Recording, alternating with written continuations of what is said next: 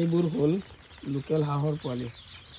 এইবিলাক পাতি হাঁহ আমাৰ থলুৱা ঘৰতে আমাৰ আইতাই মায়ে পোহপালন কৰে সেইবোৰ পোৱালি। এইবোৰ পোৱালিৰ খাদ্যৰ বাবে কোনো প্ৰব্লেম নহয়। যিকোনো খাদ্য আপুনি ঘৰুৱা খাদ্য দিলে পোহপালন কৰিব পাৰিব। এতিয়া বৰ্তমান ছিজন আহি আছে, আপোনাৰ 15-20 দিনলৈকে পোহপালন কৰি অলপ ডাঙৰ দীঘল কৰাৰ পিছতেই বেপাৰী আহি নিজে ঘৰৰ পৰা লৈ যায়। আপোনালোকে চাব পাৰিছে এইবিলাক পাতি হাঁহ লোকেল পাতি হাঁহৰ পোৱালি।